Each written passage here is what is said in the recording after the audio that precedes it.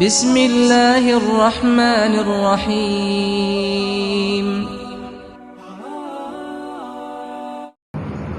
ان الحمد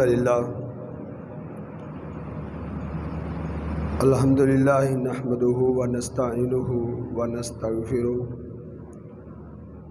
ونعوذ باللہ من شرور انفسنا ومن سیئات اعمالنا ومن يهده الله فلا مضل له ومن يضلله فلا هادي له أشهد أن لا إله إلا الله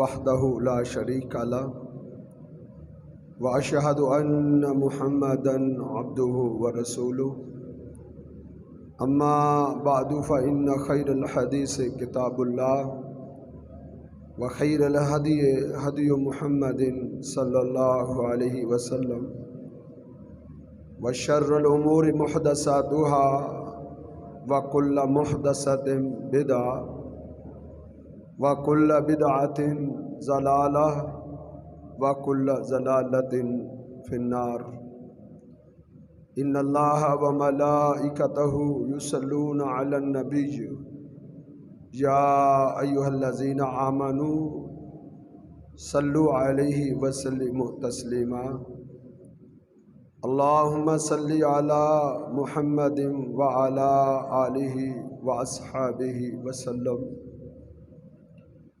أعوذ بالله السميع العليم من الشيطان الرجيم بسم الله الرحمن الرحيم ان اللہ یأمرکم ان تؤدوا الامانات الى اہلها قال النبی صلی اللہ علیہ وسلم اربع من کن فیہ کان منافقا خالصا اذا حدث کذب وَإِذَا وَعَدَ أَخْلَفَ وَإِذَا اؤْتُمِنَ خَانَ وَإِذَا خَاصَمَ فَجَرَ او كما قال النبی صلی اللہ علیہ وسلم۔ سیدنا عمر بن خطاب رضی اللہ تعالی عنہ انہوں نے اپنے دور خلافت میں ایک عظیم الشان خطبہ ارشاد فرمایا تھا۔ اس خطبے میں انہوں نے عامۃ الناس کو، لوگوں کو کسی انسان کی دینداری اور اس کے تقوی اور اس کے ایمان کو پرکھنے کا، جانچنے کا اور چیک کرنے کا ایک اصول اور کلیہ سمجھایا تھا۔ وہ اصول کیا تھا؟ انہوں نے کہا، اے لوگو، کسی کی دینداری اور اس کے ایمان اور اسلام کو چیک کرنے کے لیے صرف اس کی نماز اور روزے کو مت دیکھو، صرف اسی پر اکتفا نہ کرو۔ لا تنظروا الی صلاۃ الرجل وصومہ، تم صرف نماز اور روزے کو دیکھ کر اس کے ایمان اور اس کے اسلام کا فیصلہ مت کرو، بلکہ ساتھ ساتھ نماز اور روزے کے ساتھ یہ چیزیں بنیاد ہیں، اس میں کوئی شک نہیں ہے۔ بنی الاسلام علی خمس، اسلام کی بنیاد 5 چیزوں پہ رکھی گئی ہے۔ ان 5 میں نماز بھی ہے اور روزہ بھی ہے، اسلام کی بنیادوں میں سے ہے۔ لیکن صرف اسی پر اکتفا نہیں، وَلَا تَنْظُرُوا الی صلاۃ الرجل، वला सौमे ही, किसी को परखने के लिए सिर्फ उसकी नमाज और रोज़े को पर इक्तफा ना करो, बल्कि ये देखो इला सिद्के ही व अमानते ही, उसकी सच्चाई को भी परखो। ये सच्चा कितना है, अमानतदार कितना है, अमीन कितना है। नमाज और रोज़े के साथ साथ इंसान का सच्चा होना भी ज़रूरी है, उसके अंदर सदाकत भी होनी चाहिए, उसके अंदर दयानतदारी और अमानतदारी भी होनी चाहिए। इंसान को अमीन होना चाहिए। दीन इस्लाम बंदे को अमीन बनाता है, अमानतदार बनाता है, दयानतदार बनाता है। ये नमाज, ये रोज़ा, ये हज, ये ज़कात, ये तमाम इबादत इंसान के अंदर ईमानदारी लाती हैं, परहेज़गारी को पैदा करती हैं, उसके अंदर तकवा पैदा करती हैं।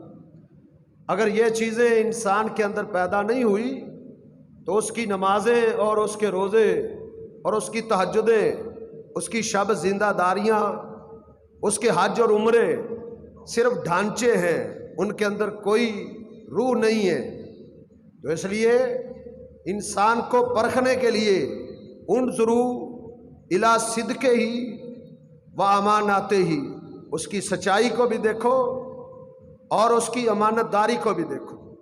उमर बिन ख़त्ताब रज़ी अल्लाह ताला अन्हु के बेटे अब्दुल्ला बिन उमर रज़ी अल्लाह ताला अन्हु ने तो इस मौक़िफ़ को समझाने के लिए यहाँ तक बोला था कि ला तग़तर्रू बिसलाती अहदिकुम वला बिसौमिही, किसी की नमाज और रोज़े से धोखा ना खा जाना।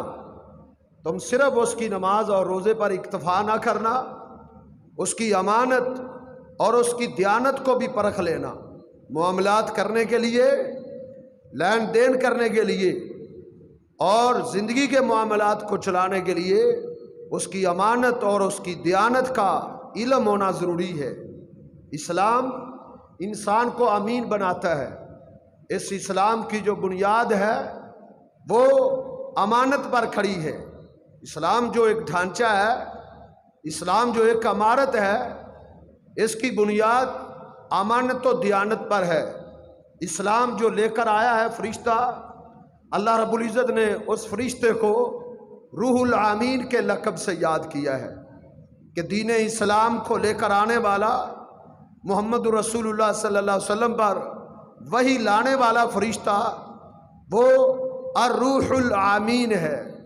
उसका नाम अमानतदार है, वो इंतहाई आला दर्जे का दयानतदार है। ये इस्लाम की रावी हैं। अल्लाह रब्बुल इज़्ज़त के बाद जबरील इस इस्लाम का, इस दीन का पहला रावी है। अल्लाह रब्बुल इज़्ज़त ने उसकी अमानत का जिक्र किया है, उसकी दयानत का जिक्र किया है कि मेरा ये फरिश्ता जो दीन उतारता है ये ख़यानत नहीं कर सकता, इसके अंदर ख़यानत करने के जरासीम नहीं है। ये आला दर्जे का अमानतदार है। जिब्रील अमीन वही लेकर अल्लाह के नबियों पर आते रहे और अल्लाह के नबी अपनी कौमों को क्या कहते थे? खुद नहीं कहते थे, अल्लाह कहलवाता था कि इन्हें कह दो इन्नी लकुम, कि मैं तुम्हारे लिए अमीन, अमानतदार हूँ। हर पैगंबर ने अमानतदारी की बात की है और उनकी अमानतदारी की सनद और सर्टिफिकेट अल्लाह रब्बुल इज़्ज़त ने आसमान की बुलंदी से उतारा है, क्योंकि ये दीन अमानतदारी पर कायम है, दयानतदारी पर कायम है। अल्लाह के पैगंबर सल्लल्लाहु अलैहि वसल्लम इस हद दर्जे के आमीन थे कि आपके दुश्मन, आपके अगियार, आपके मुखालिफीन जो आपके ख़िलाफ़ साजिशें करते थे, वो भी आपकी अमानतदारी और आपकी दयानतदारी के मोतरिफ थे। वो इतराफ़ करते थे, इकरार करते थे कि आप आला दर्जे के अमानतदार हैं और आला दर्जे के दयानतदार हैं। ये आपके मुखालिफीन का तबसरा था। अबू सुफियान ने हिरकल के भरे दरबार में जब हिरकल ने उससे पूछा था कि वो हस्ती और वो शख्सियत जिसने मदीने में, मक्के में इस्लाम का नाम लिया है, जिसने नबी होने का दावा किया है, وہ کیسا شخص ہے، اس کی صداقت، اس کی امانت کیسی ہے۔ تو ابو سفیان رضی اللہ تعالیٰ عنہ اس وقت تک ابھی مسلمان نہیں ہوئے تھے، تو انہوں نے کیا کہا تھا کہ وہ اعلیٰ درجے کا سچا انسان ہے، ہم نے اس کی زبان پر کبھی جھوٹ نہیں سنا، اعلیٰ درجے کا وہ امانت دار ہے، ہم نے زندگی میں کبھی بھی اس سے خیانت کا شائبہ تک نہیں ہم نے دیکھا۔ جب ہرقل نے پوچھا وہ کس چیز کا حکم دیتا ہے، اس کی دعوت کیا ہے، اس کا پیغام کیا ہے، اس کا منہج کیا ہے، وہ کون سی بات کرتا ہے، تو اس وقت کیا کہا تھا ابو سفیان نے، جو سخت ترین دشمن تھا، اس نے کہا انہو یامر بالصلاۃ، وہ نماز کا حکم دیتا ہے، وبالصدقہ، وہ صدقات و خیرات کرنے کا حکم دیتا ہے، ویامر باداء الامانۃ، وہ امانت کی ادائیگی کا حکم دیتا ہے کہ تم امانتوں کو ادا کرنے والے بن جاؤ، امانتوں میں خیانت کرنے والے نہ بنو۔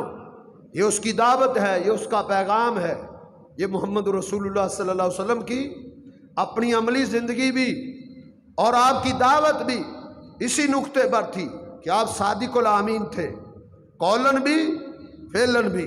یہاں تو صرف دعوے رہ گئے ہیں، یہاں صرف دعوے ہیں صادق الامین کے، لیکن اللہ کے پیغمبر صلی اللہ علیہ وسلم عملی طور پر اعلیٰ درجے کے امین بھی تھے، اعلیٰ درجے کے آپ جو صداقت والے بھی تھے، سچائی والے بھی تھے۔ تو نبی علیہ الصلوۃ والسلام جس دین کی دعوت دیتے تھے اس دین کا مدار صداقت پر قائم تھا، امانت داری پر قائم تھا۔ اللہ کے پیغمبر صلی اللہ علیہ وسلم نے فرمایا کہ ثلاث اربع من کن فیہ کان منافقا خالصا، کچھ ایسی خصلتیں ہیں وہ مسلمانوں کی علامت نہیں ہے، وہ منافقوں کی علامت ہے، منافقوں کی۔ آپ نے فرمایا اربع من کن فیہ کان منافقا خالصا، چار چیزیں جس شخص کے اندر پائی جائیں، چار چیزیں، چار وصف، چار خصلتیں، چار برائیاں جس انسان کے اندر ہوں، پہلے آپ نے تین بتائی تھی، آیت المنافقی ثلاث، منافق کی تین علامتیں ہیں، منافق انسان کی تین نشانیاں ہیں، تم پرکھ سکتے ہو، دیکھ سکتے ہو، جانچ سکتے ہو کہ یہ منافق ہے یا یہ ایمان والا ہے۔ اس کی علامات اسلام نے بتائی ہیں، آیت المنافقی ثلاث، منافق کی تین نشانیاں ہیں، اذا حدث کذب، جب وہ بولتا ہے، کلام کرتا ہے تو جھوٹ بولتا ہے، اس کی زبان پر اکثر جھوٹ جاری رہتا ہے، تو جھوٹ جاری ہونا یہ ایمان کی خصلتوں میں سے نہیں ہے، یہ نفاق کی خصلتوں میں سے ہے۔ اذا حدث کذب، جب بات کرتا ہے تو وہ جھوٹ بولتا ہے، واذا وعد، جب وہ وعدہ کرتا ہے تو وعدے کو وفا نہیں کرتا۔ مومن وعدے کو وفا کرتا ہے، مومن کے اوصاف میں سچائی بھی ہے اور وفائے عہد بھی ہے۔ مومن کبھی بھی کسی وعدے سے، کسی عہد سے مومن وفا کرتا ہے، بے وفائی نہیں کرتا۔ یہ مومن کے اندر یہ خصلت نہیں پائی جاتی۔ وَإِذَا حَدَّثَ كَذَبَ وَإِذَا وَعَدَ أَخْلَفَ وَإِذَا اؤْتُمِنَ خَانَ۔ منافق کی تیسری خصلت، تیسری نشانی یہ ہے کہ وہ جب اس کے پاس امانت آتی ہے تو خانہ، اس میں خیانت کرتا ہے۔ یہ منافقین کی نشانیاں ہیں۔ صحیح بخاری اور صحیح مسلم کی حدیث جس میں ایک خصلت کا اضافہ ہے، اربع من کن فیہ کان منافقا خالصا، چار چیزیں، چار خصلتیں جس شخص کے اندر پائی گئی ہیں، کان منافقا خالصا، وہ پکا ٹھکا منافق ہے۔ اس کے نفاق میں، اس کی منافقت میں، اس کے منافق ہونے میں کوئی دو رائے نہیں ہے، کوئی شک و شبہ نہیں رہ جاتا، جس کے اندر چار چیزیں مکمل ہو چکی ہیں۔ پہلی چیز یہی کہ اذا حدث کذب، جب بات کرتا ہے تو جھوٹ بولتا ہے، وَإِذَا وَعَدَ أَخْلَفَ، جب وعدہ کرتا ہے تو وعدہ خلافی کرتا ہے، وَإِذَا تُؤْمِنَ جب اس کے پاس امانت رکھی جاتی ہے، اس کو امین بنایا جاتا ہے تو خانہ، وہ خیانت سے کام لیتا ہے، بددیانت بن جاتا ہے، خائن بن جاتا ہے۔ اور چوتھی خصلت اذا خاصم فاجر جب اس کا جھگڑا ہوتا ہے کسی سے، جب وہ غصے میں آتا ہے کسی سے تو پھر وہ گالیاں نکالتا ہے۔ مومن آدمی وہ گالیاں دینے والا نہیں ہوتا، مومن آدمی اچھی زبان والا، اچھے اخلاق والا ہوتا ہے۔ یہ منافقین کی نشانیوں میں سے ہے کہ جب وہ الجھتا ہے، جب کوئی اس سے الجھاؤ پیدا کرتا ہے، جب اس سے کوئی جھگڑا ہوتا ہے تو وہ گالیاں بکنے پہ آ جاتا ہے، وہ اپنی زبان پر گالیاں لے کے آ جاتا ہے۔ یہ منافق کی نشانی ہے۔ تو اہل ایمان کی یہ علامتیں نہیں ہیں۔ اسلام جس چیز پر کھڑا ہے وہ صداقت و امانت ہے، اس میں امانت ہے، دیانت ہے۔ اسلام امانت و دیانت کا حکم دیتا ہے، ان اللہ یامرکم ان تؤدوا الامانات الی اہلھا۔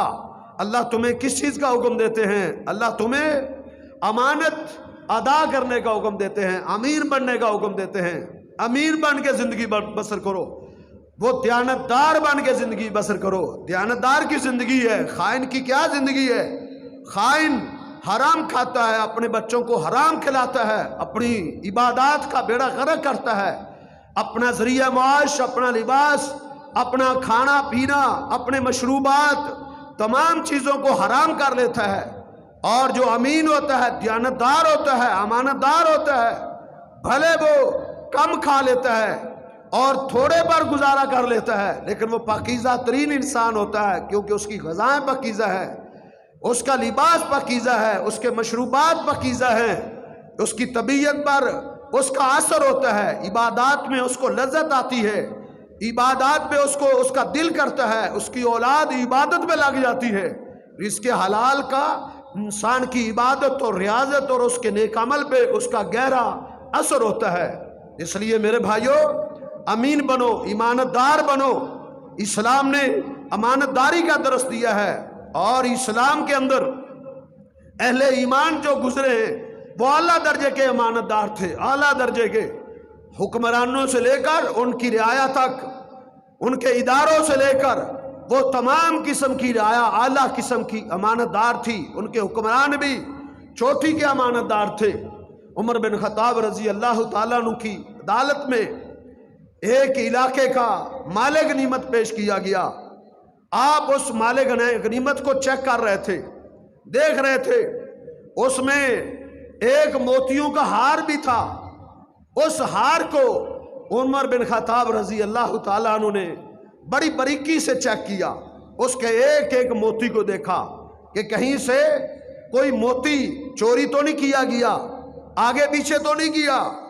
پورے ہار کو تسلی سے چیک کرنے کے بعد عمر بن خطاب رضی اللہ تعالیٰ عنہ وہ مال غنیمت جو لے کر آئے تھے ان پر تبصرہ کرتے ہیں۔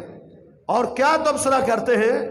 کہتے ہیں یہ مال غنیمت جو لوگ لے کر یہاں پہنچے ہیں، جنہوں نے یہ مال غنیمت میرے تک پہنچایا ہے، یہ لوگ اعلیٰ درجے کے امانت دار لوگ ہیں، اعلیٰ درجے کے دیانتدار لوگ ہیں، جنہوں نے ایک موتی کو بھی آگے پیچھے نہیں کیا، ورنہ ایک آدھ موتی تو انہوں نے آگے پیچھے کر لینا تھا۔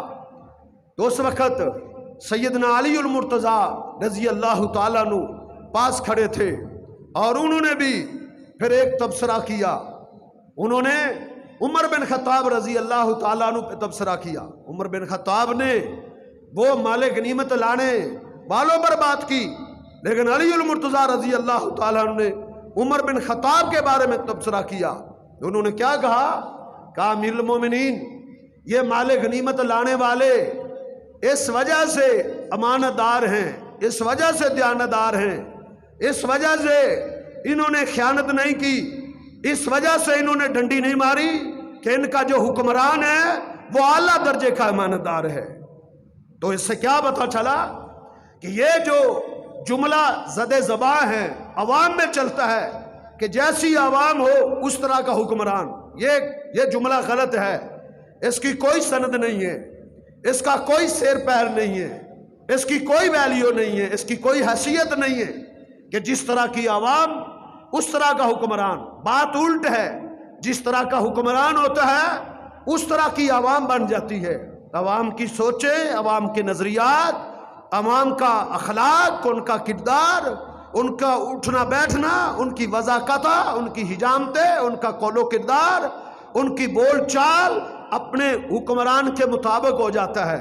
یہ علی المرتضیٰ رضی اللہ تعالیٰ عنہ کے قول سے یہ بات ثابت ہوتی ہے کہ امیر المومنین یہ لوگ اس وجہ سے امانت دار ہیں کہ ان کا حکمران اعلیٰ درجے کا امانت دار ہے۔ حکمران امانت دار ہو، رعایا امانت دار بن جاتی ہے، جیسا حکمران ویسی عوام بن جاتی ہے۔ یہ بات ثابت ہے۔ عمر بن عبدالعزیز علیہ رحمہ وہ کہا کرتے تھے حکمرانوں کے بارے میں، وہ کہتے تھے حکمران ایک بازار کی مثل ہے، ایک منڈی کی مثل ہے، منڈی کی ایک تجارت کی مثل ہے۔ بازار میں جو کچھ آئے گا وہ بک جائے گا، وہ ردی آئے، وہ اچھا مال آئے، بازار میں منڈیوں میں جس طرح کا مال آ جائے گا وہ بک جائے گا۔ یہی صورتحال ایک حکمران کی ہے۔ حکمران جیسا ہوگا وہی پھیلے گا۔ حکمران کی مثال بازار اور منڈی میں آنے والے سامان تجارت کی مثل ہوتا ہے۔ وہ سچا ہوتا ہے تو علاقے میں سچائی پھیل جاتی ہے، وہ دیانتدار ہوتا ہے تو اس کی رعایا میں دیانت آ جاتی ہے، وہ عبادت گزار ہوتا ہے، شب زندہ دار ہوتا ہے تو عبادتوں کے چرچے ہوتے ہیں۔ اسی لیے مورخین نے لکھا ہے کہ لبید وہ ایک حاکم تھا اور وہ بڑا محلات اور بنگلوں سے محبت رکھنے والا تھا۔ جب اس کی حکومت آئی تو لوگوں کے اندر یہ جذبہ اور شوق پیدا ہو گیا کہ مکان ہونے چاہیے، محلات اور بنگلے ہونے چاہیے۔ لوگوں کے اندر اس قسم کا جذبہ اور ذوق پیدا ہو گیا۔ اور عمر بن عبدالعزیز علیہ رحمہ جب ان کی حکومت آئی وہ شب زندہ دار تھے، وہ عبادت گزار تھے، وہ نفلی روزے رکھنے والے تھے۔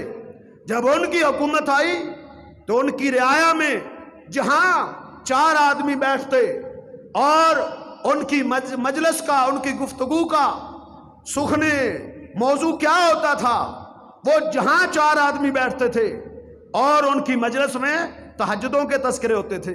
آج تو نے کتنی تہجد پڑھی ہے، آج رات تو نے کتنا قرآن پڑھا ہے، ایک دوسرے سے یہ پوچھا کرتے تھے۔ ان کی مجلسوں میں چرچے شب زندہ داری کے ہوتے تھے، عبادت گزاری کے ہوتے تھے، قرآن کے ہوتے تھے، کیونکہ جس طرح کے حکمران ہوں اس طرح کی رعایا کی سوچ اور نظریہ بن جاتا ہے۔ الناس علی دین ملوکہم، یہ کسی کا قول ہے، کسی بزرگ کا جو صحابہ کے قول کے مطابق ہے کہ الناس علی دین ملوکہم، لوگ اپنے بادشاہوں کے دین پر ہوتے ہیں۔ تو بادشاہ امانتدار ہوں تو ان کی رعایا بھی امانتدار بن جاتی ہے، دیانتدار بن جاتی ہے۔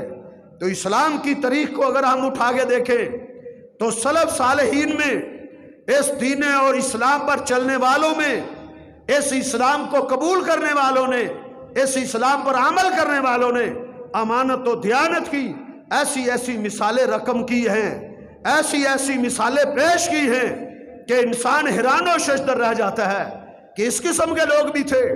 اتنے ایماندار اور اتنے دیانتدار لوگ بھی گزرے ہیں۔ اللہ کے پیغمبر صلی اللہ علیہ وسلم کی زندگی میں ایک شخص مدینے سے باہر کسی علاقے میں تھا اور غربت اور تنگ دستی نے اس کے گھر پہ ڈیرا ڈالا، اس قدر مفلس ہو گیا کہ اس کے پاس کھانے کے لیے کچھ نہیں تھا۔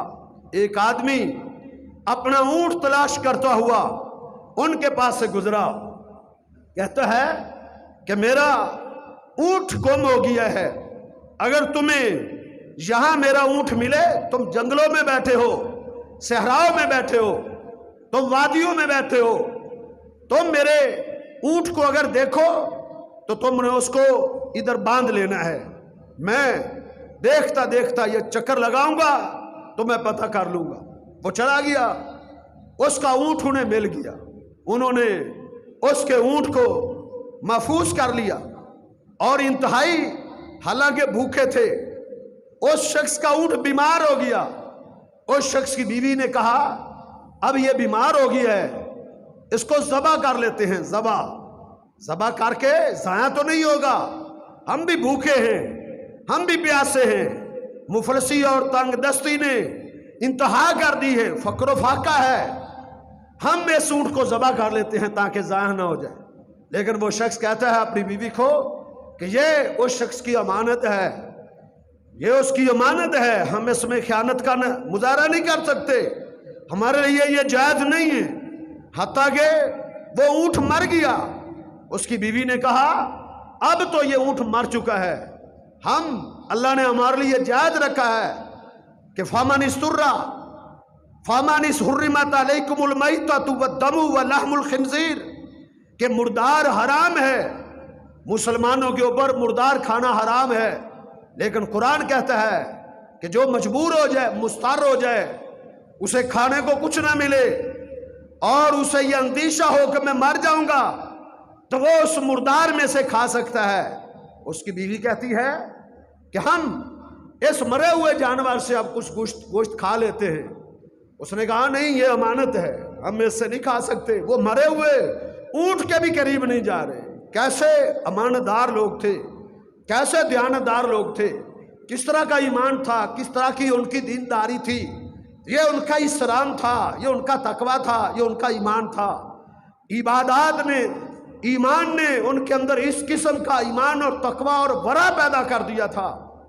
وہ شخص کہتا ہے میں اللہ کے پیغمبر صلی اللہ علیہ وسلم سے اجازت مانگوں گا، اور اتنے میں وہ شخص جس کا اونٹ تھا وہ آ گیا، اور اس نے جب دیکھا کہ اس کا اونٹ مرا ہوا ہے، اس نے کہا جب بیمار ہوا تھا تو اسی وقت ہی تم نے اس کو ذبح کر لینا تھا تاکہ ضائع تو نہ ہوتا۔ اس نے کہا نہیں، یہ تیری امانت ہے، ہم اس میں اپنی مرضی سے کس طرح اس میں رد و بدل کر سکتے تھے، ہمیں یہ اختیار کیسے ہے؟ یہ امانت دار لوگ تھے، دیانت دار لوگ تھے۔ ہمارے اسلاف کی زندگیاں، ان کی سیرتیں اور ان کے مناقب اور ان کے تراجم کو پڑھ کے دیکھیں، حیرت ہوتی ہے کہ وہ کس قسم کے ایماندار اور کس قسم کے دیانت دار لوگ تھے۔ آپ نے وہ واقعہ بھی سنا ہے کہ وہ شخص جس کو عبداللہ بن عمر رضی اللہ تعالیٰ عنہ نے اپنے دسترخوان پہ بلایا تھا، مدینے سے باہر گرمی کی شدت میں اس نے اس بکریوں کے چروائے کو بلایا کہ میرے دسترخوان پہ آؤ۔ اس نے کہا نہیں، میں روزے دار ہوں۔ عمر بن خطاب رضی اللہ تعالیٰ عنہ کا بیٹا جناب عبداللہ اس کے تقوی اور اس کے ورع اور اس کی اس روزہ داری سے بڑے متاثر ہوئے کہ شدید ترین گرمی، شدت کا موسم ہے اور یہ شخص نفلی روزے رکھتا ہے بھی بکریوں کا چروایا، ہے بھی غلام جس کی اپنی کوئی مرضی نہیں ہے، جس کی اپنی کوئی چاہت نہیں ہے۔ یہ کتنا اعلیٰ قسم کا شخص ہے، اپنے غلام کو کہتے ہیں میں ذرا اس کی امانت داری چیک کرتا ہوں، یہ کس قدر دیانتدار ہے، تقوی کی کس معراج کو پہنچا ہوا ہے، اس کی امانت داری تو دیکھیں۔ اسے کہتے ہیں ایک بکری ہمیں بیچ دو۔ اس نے کہا ان حالی سیدی، ان بکریوں میں سے میری ایک بکری بھی نہیں ہے، یہ ساری کی ساری بکریاں جو ہیں یہ میرے مالک کی ہیں، ان بکریوں میں میری ایک بکری بھی نہیں ہے۔ عبداللہ بن عمر رضی اللہ تعالیٰ عنہ فرمانے لگے کہ تو ایسا کر، ایک بکری ہمیں بھیج دے، تیرا مالک کون سا تجھے دیکھ رہا ہے، اسے کون سا پتہ چلے گا، یہ سینکڑوں بکریاں ہیں، وہ کون سا حساب کرے گا، اگر وہ حساب کر بھی لے تو اسے کہنا اکلھا الذئب، اس کو بھیڑیا کھا گیا تھا، بھیڑیا۔ اس نے کیا جواب دیا؟ اس نے کہا اے اللہ کے پیغمبر کے صحابی، میں اپنے مالک اور سید کو تو خوش کر لوں گا، لیکن میں اپنے رب کو کیا جواب دوں گا؟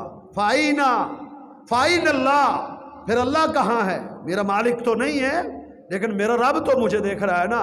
یہ تھی اس کی امانت داری۔ کیوں؟ اس نے کہا یہ بکریاں میرے پاس میرے مالک کی امانت ہے، امانت کا لفظ بولا ہے اس نے کہ ان میں سے میں ایک بکری میں بھی خیانت نہیں کر سکتا۔ یہ ایمان تھا، یہ تقوی تھا، یہ ورع تھا جو عبادات پیدا کرتی ہیں۔ ایک محدث، بہت بڑے محدث جس کو ابو الفتح عبد الباقی کے نام سے یاد کیا جاتا ہے، طبقات حنابلہ میں، سیر و اعلام النبلاء میں اور تاریخ اور سیر کی دیگر کتابوں میں اس محدث کی سیرت کا اور اس کی امانت داری اور اس کی دیانتداری کی ایک لامثال اسوہ اور نمونہ موجود ہے۔ یہ شخص اپنے علاقے سے چل کے مکہ المکرمہ میں حج کی نیت سے آیا ہوا تھا اور اس کا زاد راہ ختم ہو گیا۔ لوگوں کے سامنے ہاتھ پھیلانے کو، دستے سوال کرنے کو وہ ایک عار سمجھتا تھا، اس کو شرمندگی سمجھتا تھا۔ اس نے لوگوں کے سامنے ہاتھ نہیں پھیلایا، اپنے ہوٹل میں اپنی رہائش میں بیٹھ کے صبر کرتا تھا، پانی پر گزارا کرتا تھا، گٹھلیوں کی، کھجوروں کی گٹھلیاں چوستا تھا اور اس کے اوپر پانی پی کے فاقے پہ فاقے برداشت کرتا چلا جا رہا تھا، لیکن اس نے کسی کے سامنے دستے سوال کو نہیں پھیلایا تھا۔ اس قسم کے خجور اور خوددار وہ لوگ، وہ محدثین ہوا کرتے تھے۔ جس طرح کے 4-5 محمد نامی شخصوں کا تذکرہ بھی سیر کی کتابوں میں آتا ہے۔ حافظ ابن کثیر علیہ رحمہ نے البدایہ والنہایہ میں، اور اسی طرح امام ذہبی نے سیر و اعلام النبلاء میں، کہ 4 محمد نامی شخص، محمد اربع، چاروں کے نام محمد تھے اور وہ دین کا علم سیکھنے کے لیے ایک بستی کے رہنے والے تھے، اور چاروں اکٹھے اللہ کا دین سیکھنے کے لیے انہوں نے سفر کیا، محدثین کے پاس گئے تاکہ اللہ کا دین سیکھ سکے، علم سیکھ سکے۔ ایک علاقے میں گئے اور وہاں رہتے تھے، دین سیکھتے تھے۔ ان کے پاس زاد راہ ختم ہو گیا۔ جب زاد راہ ختم ہوا، ایک دن انتظار کیا، 2 دن، 3 دن، 4 دن بغیر کھائے کتنے دن بسر کر سکتے تھے؟ کہنے لگے اب تو خطرہ ہے کہ ہم کہیں مر نہ جائیں۔ کہا پھر کیا کریں؟ کہا ایسا کرتے ہیں، اب لوگوں سے بھیک مانگتے ہیں، لوگوں سے سوال کرتے ہیں۔ ایک ہی صورت باقی رہ گئی ہے، اگر ہم لوگوں سے بھیک نہیں مانگیں گے تو پھر مر جائیں گے۔ اب کون بھیک مانگے؟ انہوں نے کہا ایسا کرتے ہیں، قرعہ ڈالتے ہیں، جس کا نام نکلے گا وہ بھیک مانگے گا، جا کے لوگوں سے سوال کرے گا۔ انہوں نے قرعہ ڈالا، نام نکلا محمد بن ہارون کا۔ اس کا نام محمد بن ہارون تھا، ایک کا نام محمد بن خزیمہ تھا، ایک کا نام محمد بن اسحاق تھا، ایک کا نام محمد بن نصر المروزی تھا۔ یہ 4 محمد نامی شخص، انہوں نے قرعہ ڈالا، محمد بن ہارون کا نام نکلا۔ اسے کہا چلو اٹھو، تیرے نام قرعہ نکلا ہے، چلو جا کے لوگوں سے بھیک مانگو تاکہ ہم زندہ رہ سکیں، تاکہ ہم اپنا سفر واپسی کا شروع کر سکیں۔ اس نے کیا کیا؟ اس نے کہا میرے بھائیو جلدی مت کرو، مجھے تھوڑی سی ڈھیل دو، مجھے تھوڑا سا موقع دو۔ کہا کیا کرنا چاہتے ہو؟ اس نے کہا میں 2 رکعت نماز پڑھنا چاہتا ہوں، 2 رکعت نفل پڑھنا چاہتا ہوں۔ اس نے وضو بنایا اور وضو بنا کے وہ اللہ کے سامنے کھڑا ہو گیا۔ 2 رکعت اس نے لمبی رکھتے کی۔ ساتھی کہہ رہے تھے جلدی کرو، تو نے نماز ہی آج لمبی کر دی ہے۔ سجدے میں جاتے، لمبا سجدہ کرتے، روتے، اللہ ہم تیرے دین کو سیکھنے کے لیے آئے ہیں، اللہ ہم تیرے دین کو پڑھنے کے لیے آئے ہیں، ہم بندوں سے سوال کرنے نہیں آئے، ہم بندوں سے بھیک مانگنے نہیں آئے، اللہ تو ہی ہماری ضروریات کو پورا کر دے۔ وہ آخری رکعت کے آخری سجدے میں تھا، اس کی رکعت میں اضافہ ہو گیا، پھوٹ پھوٹ کے رونے لگا، روتا جا رہا ہے، لمبا اس نے سجدہ کر دیا۔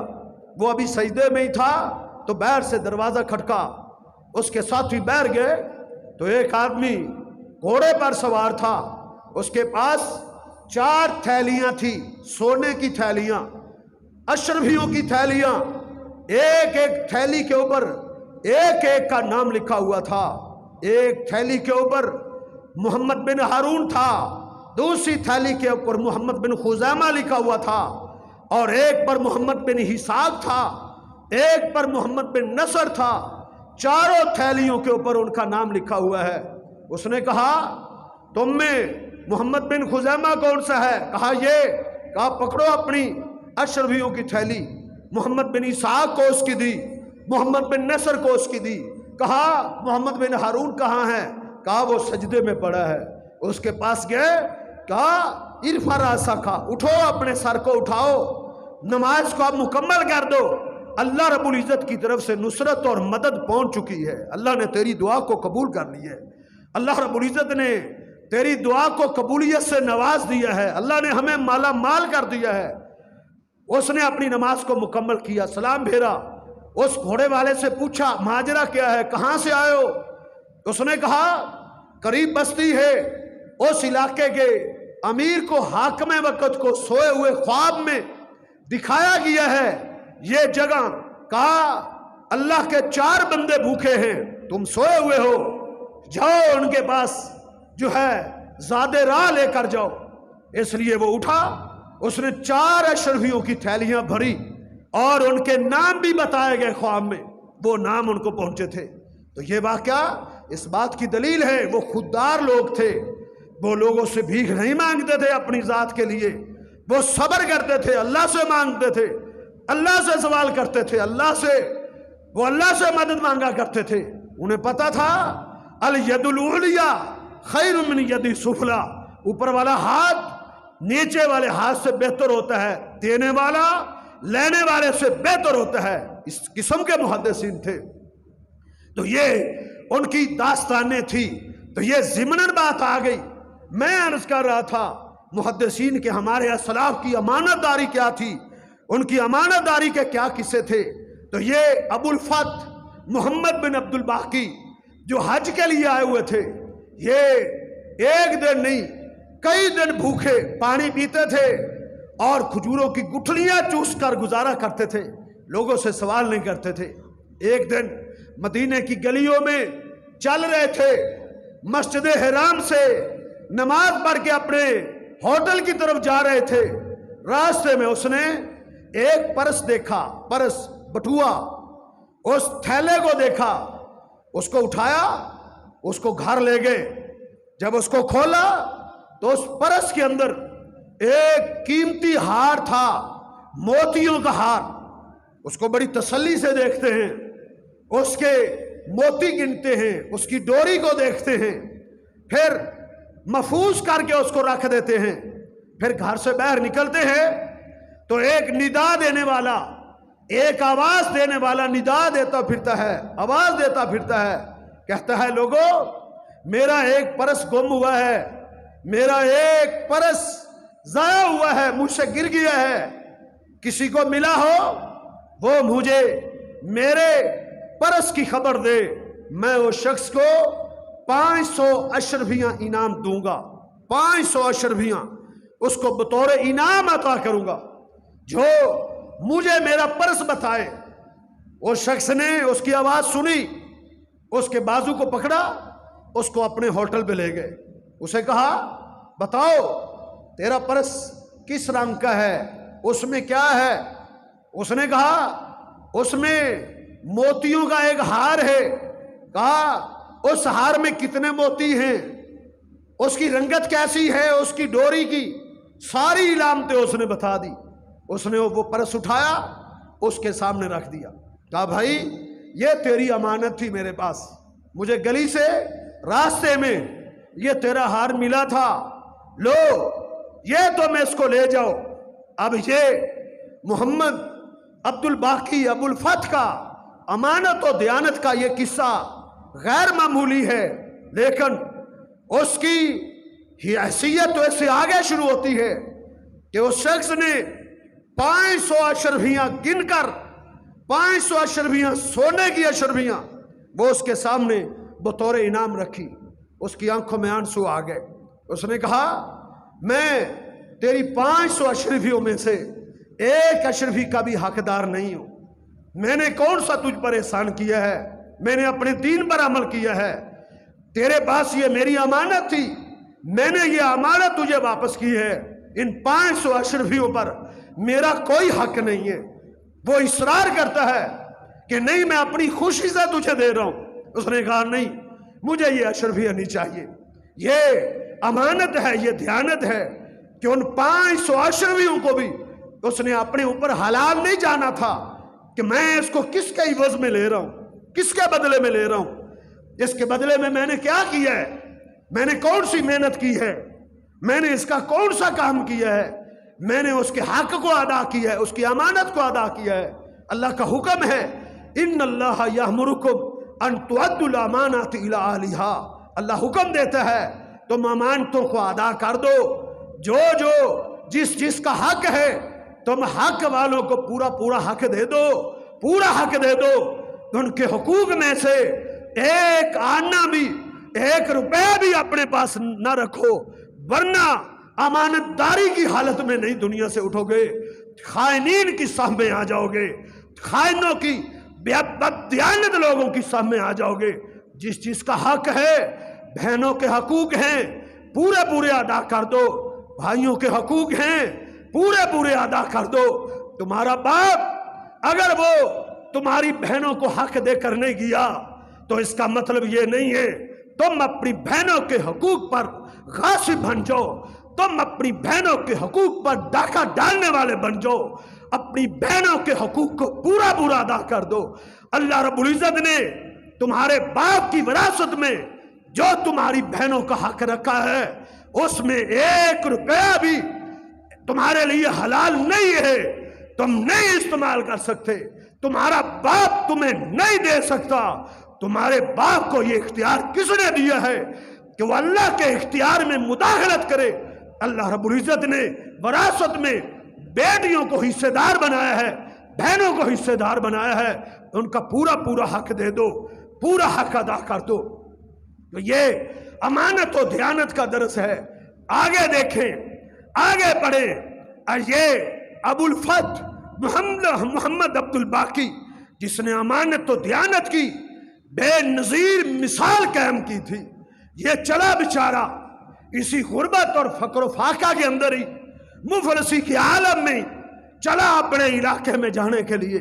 حج مکمل ہو گیا تھا، راستے میں کشتی پر سوار ہوا، جب کشتی دریا اور سمندر کے وسط میں پہنچی تو تیز آندھی نے آ دبوچا، وہ کشتی ہچکولے لینے لگی، اتنی تیز آندھی تھی کہ پاش ہو گئی، کشتی کے سارے مسافر ڈوب گئے، اکیلا یہ بچا تھا ابو الفتح محمد عبد الباقی۔ اللہ نے اس کی امانت داری، اس کی دیانت داری، اس کی عظیم نیکی کی وجہ سے اللہ رب العزت نے اس اتنے بڑی آفت سے، اتنے بڑے طوفان سے اللہ نے اس کو محفوظ کر لیا۔ وہ اس کشتی کے ایک پھٹے کے اوپر بیٹھا اور وہ پھٹا ایک جزیرے میں جا کے لگا، اس جزیرے میں اترا، اس جزیرے میں داخل ہوا، چلتا چلتا اس نے ایک مسجد دیکھی، اس مسجد میں چلا گیا، نماز کا وقت ہوا، لوگ آئے، انہوں نے دیکھا آج ایک اجنبی اور مسافر اور غریب الدیار شخص آج ہمیں دکھائی دیتا ہے۔ انہوں نے اس سے تعارف کیا، اس نے ساری داستان بتائی، انہوں نے کہا بس آپ ہمارے پاس رہیں، ہم آپ کے نان و نفقے کا بندوبست کریں گے، تم یہاں نمازیں پڑھاؤ، اذانیں دو، ہمارے بچوں کو پڑھاؤ، ہم تیری ضروریات کا خیال رکھیں گے۔ وہ وہی پڑھانے لگا اور ان کو تعلیم دینے لگا، لکھنا پڑھنا جانتا تھا، ان کے بچوں کو لکھنا پڑھنا سکھانے لگا۔ وہ لوگ اس کی بڑی قدر کرتے تھے، بڑی محبت سے پیش آتے تھے، اس کا بڑا خیال کرتے تھے، بڑی عزت اور احترام سے پیش آتے تھے۔ انہوں نے ایک دن اس کو کہنے لگے کہ ہم تیری شادی نہ کر دے، ہم تیری شادی کا بندوبست کرتے ہیں۔ اس نے کہا یہ تمہاری مرضی ہے، تمہاری مہربانی ہے۔ انہوں نے کہا ہمارے اس بستی میں، اس علاقے میں ایک خاتون ہے تو وہ یتیم بچی ہے، لیکن وہ بڑی مالدار ہے، بڑی مالدار ہے، اس کا باپ بڑا مالدار تھا اور وہ بچی بہت بڑی مالدار ہے، ہم سمجھتے ہیں اس کے نکاح کا مستحق تو شخص ہے، تیرے ساتھ اس کا نکاح ہونا چاہیے۔ اس نے کہا ٹھیک ہے۔ اس خاتون کا انہوں نے اس ابوالفتح محمد عبدالباقی سے اس کا نکاح کر دیا۔ پہلی رات تھی، جب وہ خلوت میں گئے تو شخص نے اس خاتون کے گلے میں وہی ہار دیکھا، وہی ہار جو اس نے اس مکے کی گلی میں ملا تھا، جو شخص کی امانت تھا۔ وہ ہار دیکھ کے ہکا بکا رہ گیا، حیران و شاہدر رہ گیا۔ وہ کہنے لگی اللہ کے بندے کیا دیکھتا ہے، ہار کی طرف دیکھتے چلے جا رہے ہو۔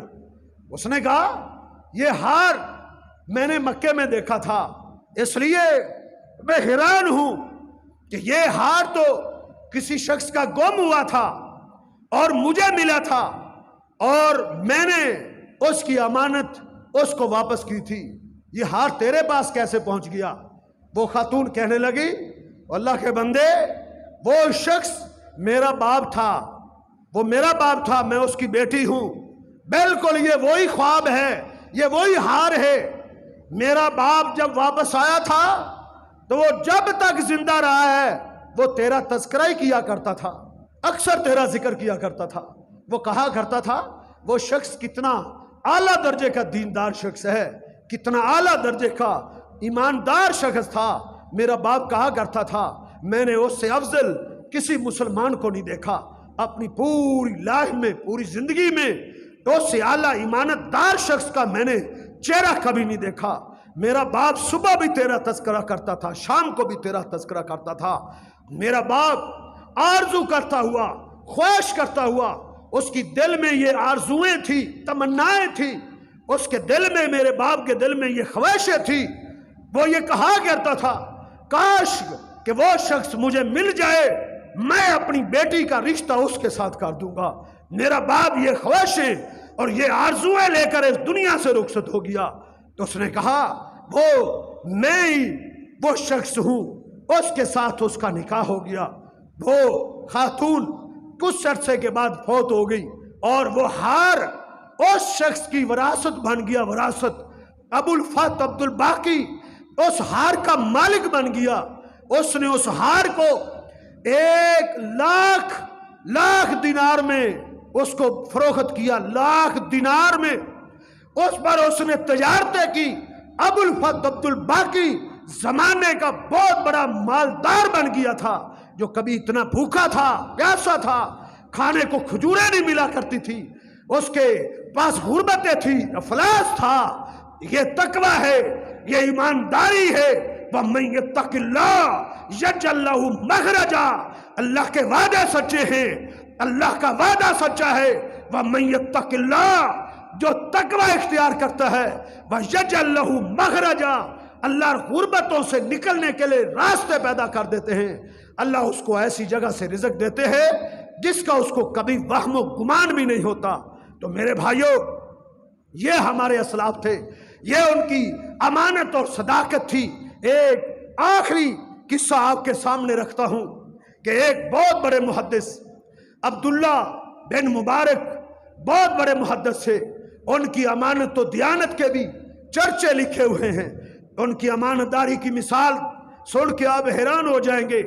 وہ مرو کے علاقے میں کے رہنے والے تھے، پڑھنے کے لیے ملک شام گئے محدثین کے پاس، اور جب تعلیم مکمل ہوگی واپس اپنے علاقے مرو میں پہنچے۔ سامان کو کھولا تو سامان میں اسے ایک قلم ملا، قلم، ایک پنسل ملی۔ وہ قلم اس کے دوست کی تھی، اس نے عاریتاً ادھار لکھنے کے لیے اس سے لی تھی، لیکن اس کو واپس کرنا بھول گیا۔ اب پریشان ہو گیا ہے، یہ جدید دور تو نہیں تھا، یہ موبائل کا دور، ٹیلی فون کا دور نہیں تھا۔ اس نے مرو سے واپس ملک شام کا سفر کیا اور اپنے اس دوست کے گھر پہنچا، اس کو جا کے اس کا قلم واپس کیا، پھر واپس آئے کہ یہ قلم اس کی امانت ہے، میں اس کو اپنے پاس نہیں رکھ سکتا۔ یہ دیانت داری تھی، یہ ایمان تھا، یہ تقوی تھا۔ اور بیٹا کس کا تھا پھر؟ عبداللہ بن مبارک۔ ضروری نہیں کہ یہ تربیت صرف مدارس کے اندر ہو، یہ تربیت گھر میں بھی ہوتی ہے، اس کا بھی اثر ہوتا ہے۔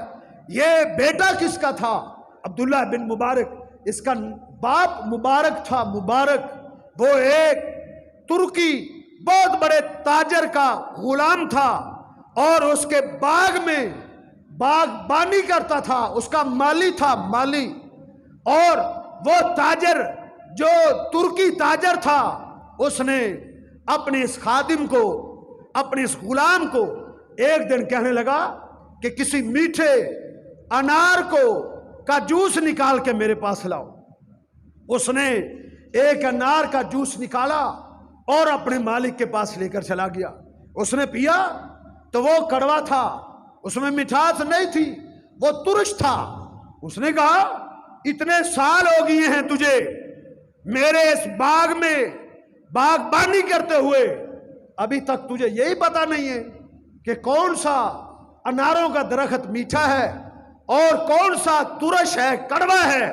ڈانٹا اس نے اس کو. اس نے اپنے آقا کو کیا جواب دیا؟ اس نے کہا آقا اے میرے سر کے تاج، مجھے کیا پتا ہے کہ کس درخت کے انار میٹھے ہیں، کس کے ترش اور کڑوے ہیں. کہا تو نے چکھا نہیں؟ اس نے کہا نہیں، تو نے مجھے اس کی حفاظت کی ذمہ داری دی تھی، میری ڈیوٹی اس کی حفاظت کرنا تھا، اس کو چکھنے کی اجازت آپ نے مجھے نہیں دے رکھی تھی، اس لیے میں نے اس کو نہیں چکھا. وہ بڑا متاثر ہوا اس سے. اس نے کہا آج کے دن کے بعد تم اس باغ کے مالی نہیں ہو، تم میرے سیکٹری ہو، تم میرے ساتھ رہا کرو گے ہر وقت. اس نے اس کو اپنا سیکٹری رکھ لیا، ہر معاملے میں اس سے مشورہ لیتا تھا، ہر معاملے میں. اس کی بیٹی جوان ہو گئی تو اس نے اس سے مشورہ لیا کہ میری بیٹی جوان ہو گئی ہے، میں نے اس کی شادی کرنی ہے، تو میں اس کی شادی کیسے شخص سے کروں؟ اس نے کہا مبارک نے کہ جو عرب ہیں، عرب وہ حسب نسب دیکھتے ہیں، خاندان دیکھتے ہیں، قبیلہ دیکھتے ہیں. جو یہود ہیں وہ دولت دیکھتے ہیں، دولت، وہ سرمایہ دیکھتے ہیں. جو عیسائی ہیں وہ رنگت دیکھتے ہیں. اور اسلام ہمیں دینداری کو حکم دیتا ہے کہ تم دین دیکھو، اسلام دیکھو، ایمان دیکھو. باقی چیزیں دین کے ساتھ ساتھ مل جائیں تو ٹھیک ہے، تم دین کو ترجیح دو. اس نے کہا بڑا اچھا مشورہ ہے. اپنی بیوی کے پاس گیا، کہا بیٹی جوان ہے، اب ہم نے اس کا رشتہ کرنا ہے. بیوی نے کہا کوئی اچھا رشتہ دیکھو، خاندان اچھا ہو، قبیلہ اچھا ہو، دولت ہو. وہ کہنے لگا ہمارا جو غلام ہے جس کو میں نے اپنا سیکٹری رکھا ہوا ہے، اس نے مجھے ایک مشورہ دیا ہے، میں ہر کام میں اس سے مشورہ لیتا ہوں، آج بھی میں نے اس سے مشورہ لیا ہے. اس نے تو مجھے مشورہ دیا ہے کہ دین کو دیکھنا چاہیے، دین. بیوی مان گئی. اس نے کہا ٹھیک ہے، ہم اپنی بیٹی کے رشتے کے لیے دین کو ہی دیکھیں گے، دین کو ترجیح دیں گے، دینداری کو، تقوی کو دیکھیں گے. اس نے کہا اللہ کی بندی، اگر دین کو دیکھنے پر ہمارا اتفاق ہو گیا ہے تو پھر اس دنیا میں، اس مشرق و مغرب میں، اس شمال اور جنوب کے اندر میں نے اپنے غلام مبارک سے بڑھ کر دیندار شخص اللہ کی زمین پہ کوئی نہیں دیکھا. اتنا بڑا دیندار میں نے کوئی نہیں دیکھا. دینداری دیکھی جاتی ہے اس کی امانت و دیانت کو دیکھ کر. قائد سے بڑا دیندار میں نے کوئی نہیں دیکھا. پھر ہم اپنی بیٹی کا رشتہ اپنے غلام سے کر دیں. ماں، وہ بچی کی ماں مان گئی. انہوں نے اپنی بیٹی کا رشتہ اپنے غلام مبارک کے ساتھ کیا اور ان سے عبداللہ پیدا ہوا. جو عبداللہ بن مبارک جو بہت بڑا محدث تھا، جو ایک قلم کو امانت سمجھتے ہوئے اپنے اس کے مالک کے پاس دینے کے لیے اس نے مہینوں کا صبر طے کیا تھا، مہینوں کا، ایک قلم واپس کرنے کے لیے. اور یہ ان کی امانت اور دیانت تھی. اللہ رب العزت ہمیں بھی اس طرح کا ایمان عطا فرمائے. اللہ ہمیں اس طرح کا تقوی، اس طرح کی امانت اور دیانت عطا فرمائے. قولی ھذا استغفر اللہ لی ولکم ولسائر المسلمین.